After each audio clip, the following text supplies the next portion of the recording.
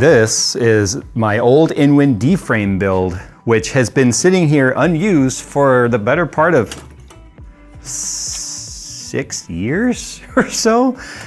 It's been sitting there on the floor, and I'm intrigued to open it up and actually boot it up, because it's still a full complete system, and see how this SLI monster of I think those are 2080s, or 2080 Supers, or 2080 Ti's, I can't remember. I think, might be 1080. But I just there might even be Titans. I don't remember, so I want to see how this build compares today to what was considered an extremely high-end build many years ago. We interrupt this video to bring you a special message from iFixit. No, we interrupt this interruption with this interruption about new stuff from iFixit. Wish you had a new graphics card, but inventory sucks? Fix the inventory problems with iFixit. Whoa, don't drop it. Can't fix that with iFixit. Just kidding, yes you can. Wish you could take iFixit with you anywhere, but your pockets aren't big enough? Introducing the new More and the new Minnow. Take them with you anywhere. So get iFixit for your loved ones, or just get them for yourself. So the Inwind D-frame was actually one of the first Inwind cases I got for myself. And this was done not all that long after the Terry Crews build, because I worked with him on, I don't remember what the case was called, the Tau 2.0, I think it was, for his build. Anyway, I liked the D-frame because it allowed me to be able to use 2 radiators. As you can see, I have 2 radiators right here. And I think these are UV lights, if I'm not mistaken. These might be UV LEDs, I don't remember. As you can see, we have, EVGA, how we miss you. Anyway, this is a solid SLI bridge, as you can see. So that's something many people that have come after the fact may not even know what this is.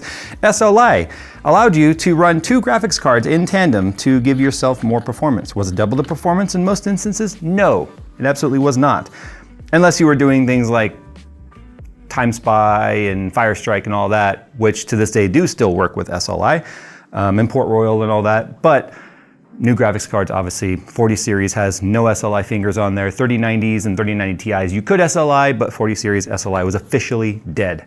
So, as you can see, I've got a glass tubing. Yeah, I think this is glass. If I remember correctly, this is glass tubing that I used. It sure looks like it.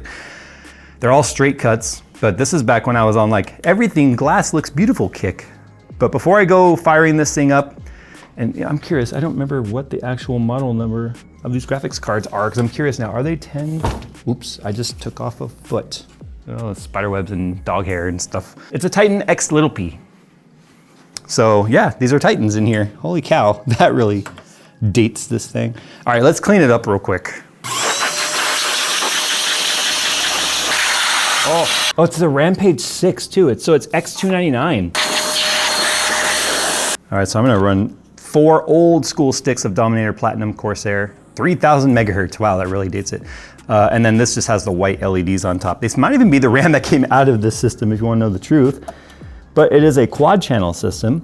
So that's something I sort of missed from the enthusiast days of the enthusiast boards. The only way you get quad channel now is to run either Xenon with Intel or Threadripper with AMD. But people love to see these kind of over-the-top builds, and people were excited about it, and everyone just gets mad about it. Everyone just gets like, that's such a waste, and starts yelling and screaming at their monitor as if we can hear them. But this was from a much simpler, exciting time of being a content creator in the PC space, because it was like, what can we do that's interesting and unique?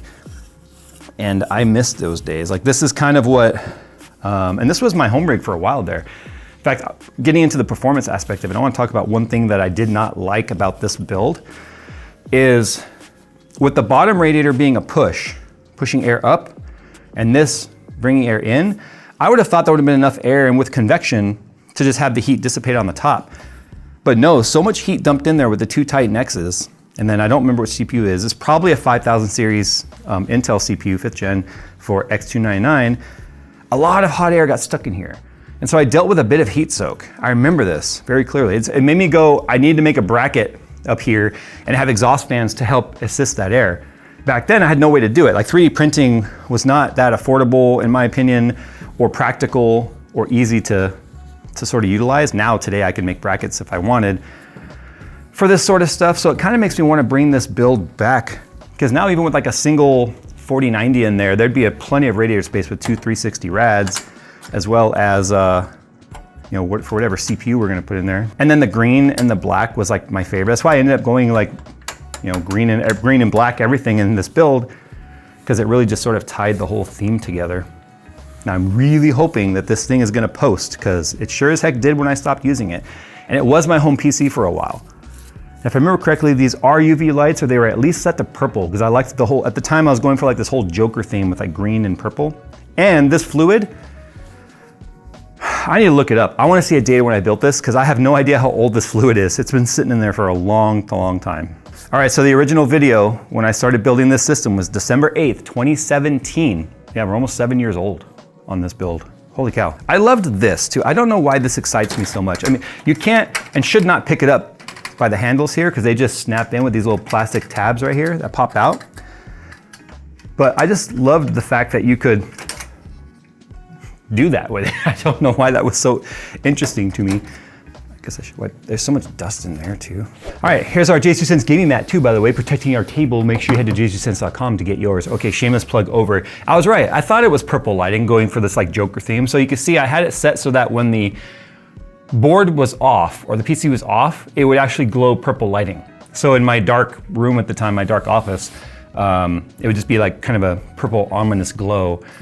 I forgot about the power supply too. It was a weird like 1065 watt, and it was proprietary to this case. Like it was a specific power supply meant for this case, and if you didn't use that power supply, it didn't fit. Today, you could just manufacture a bracket, or you could like 3D print a bracket or something to use a standard ATX power supply, but it was like a wider, different power supply. Okay, let's see if it turns on. Everything is flowing.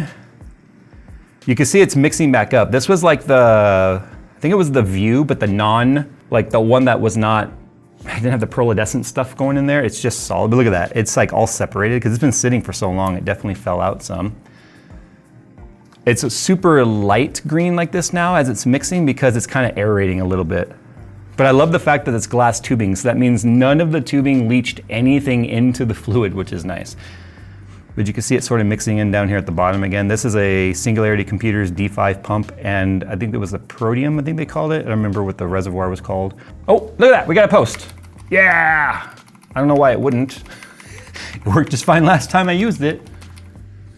Total memory, 32 gigs, which back then was like, oh, it's a 7900X. Holy cow, it's a lot newer of a CPU than I thought.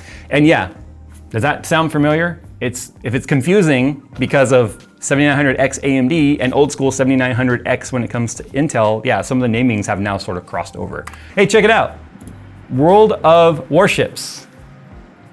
I have been playing this game a very long time. It is not just a sponsor. So something interesting is, one, it's been a long time since I've seen this, configure SLI and surround. So it's just set to maximum 3D performance, obviously.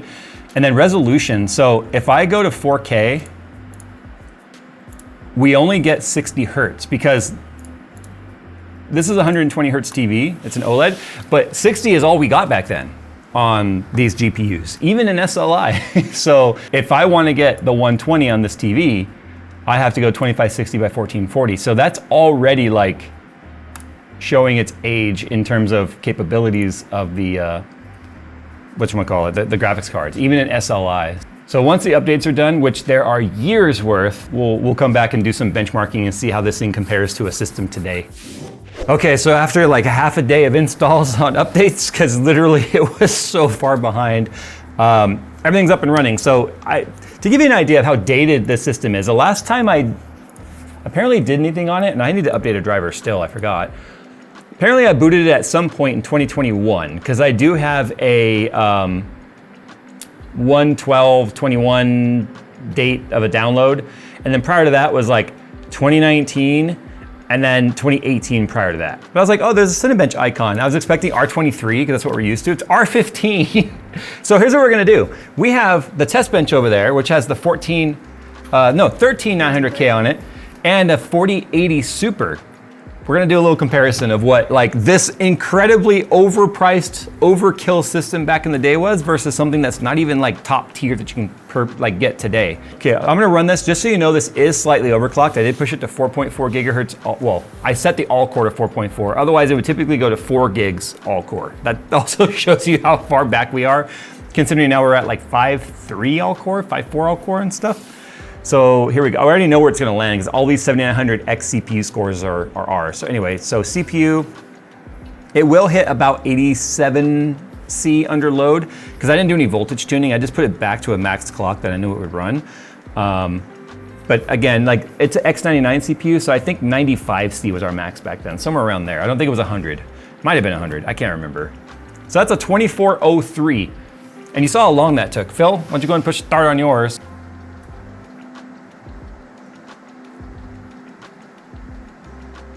So 2403 versus 5970. so literally double, literally double the score. Okay, how about something modern like R23? Sure, we'll save that score. Okay, so R23. Oh geez, okay, it's still running. That was a 14,895. 14,000? 14,895. 40,002. So you gotta run an AIO, by the way, over there. This is a big old giant custom glass tube. That's on a. Oh, yeah. That's literally on a 280 AIO that came out of an NRP 200 Max Corsair Cooler Master case that we just yanked it out of. It just threw it on there. Well, games. Well, unfortunately, I can't run SLI in Cyberpunk. We'll do Cyberpunk in a minute. I want to do. I'm gonna do Port Royal.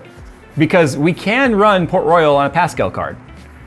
And Port Royal does support SLI. I just don't know if it'll support SLI on cards that don't have RT cores. I don't know how that's gonna work, so I'm curious right now. And going now. Go now. Go. Go. Now. Yay. Oh my gosh.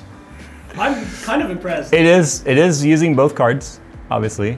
Okay, they boosted up to 1949, it's almost 2000 megahertz. In case you're wondering, almost every 40 series card can hit 3000 or just about. So I feel like a 3060 would be faster than this. And this is two of them, don't forget, they're both at 100%. So 5,502. That is not great in terms of it's like, well here, let's compare these results online, shall we? 3060 Ti is 7100 though, so stomp We are on. better than 12% of all results. Oh yeah, it's below a budget PC. Like barely, but still, it's a budget gaming PC. It's below a gaming laptop. So this is parallel loop. A lot of people would look at this and go, that's not gonna work, it's just gonna bypass. It's not how it works. Half goes through there, half goes through this card, it meets back up through there. The other half that's coming through there meets back up with this, which is flowing straight through. So it's called a parallel loop. Rather than going from one card to the other, it actually helps reduce flow restrictions. So I'm sure someone's already commented like, your loop is wrong, or your brain is wrong. 18,657 versus our 5502. That one's definitely better than like what, 88% or 80%? Okay, so what about rasterization though? So we're gonna do Firestrike Ultra, which is gonna be a test of CPU and GPU.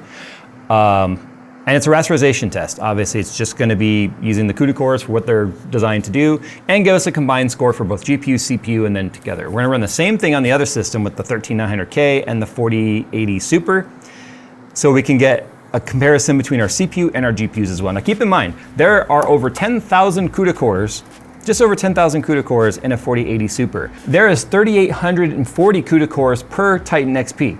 So not only do we have less CUDA cores between both of these cards, this also is only 66% of the clock speed of what that card is able to do. So it's not only less CUDA cores, it's also slower. I got a 12,713. Okay, here we go. So my graphics score was a 15,764. My physics score was a 23,902, and the combined was a 4,032.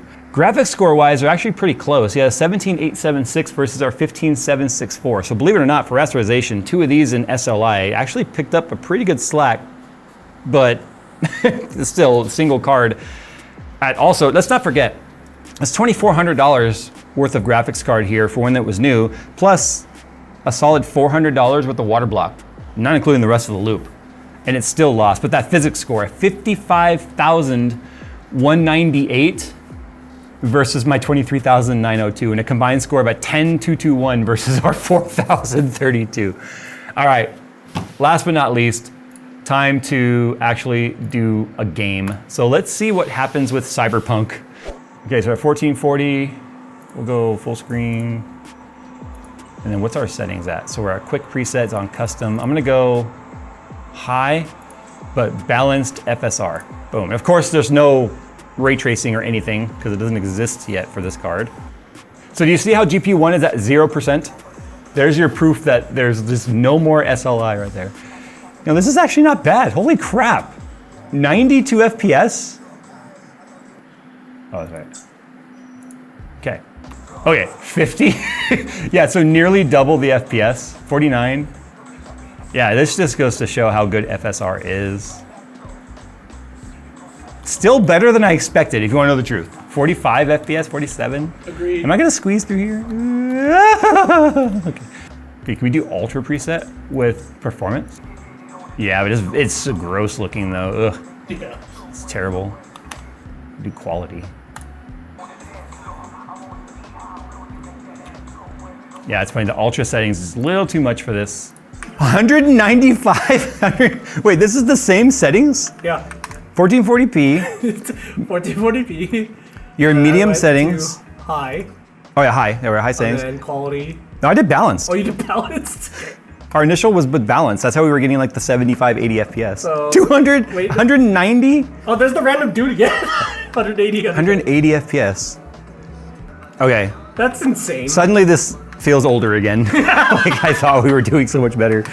Still playable though. All right, well, time to get on out of here. I was walking around, I was looking at stuff. We're gonna be moving studios actually a little bit later this year. Kind of little teaser for that. Much bigger space, much more, not like this, right? Anyway, so this was sitting under a table and I was like, oh yeah, I haven't touched this thing in years. Like this has been under that table since we moved in here. And I'm glad to see that it's not like our other Asus crap that just decides to stop working when we don't use it. Although that is an Asus Rampage motherboard, but back then things were different. Things worked, brands were better. When I went into the BIOS and I enabled XMP, it immediately told me I had two options. I could enable XMP on the RAM and it would do an AI overclock to the CPU. Or I could just do Intel settings. It told me back then, and then later on there's like, you know what, we don't need to give that warning to people anymore. Now that warning's back actually, it's part of the new BIOS updates for things. All right, well, there we go. I kind of want to leave it together as like a system that maybe with our new space, we'll be able to have some of our like more profound builds, if you will, kind of on display and lit up at all times. But I kind of want to reclaim this case and put something modern in it. I'm so torn and conflicted. And then the glass panels are over there because there is tempered glass tinted side panels.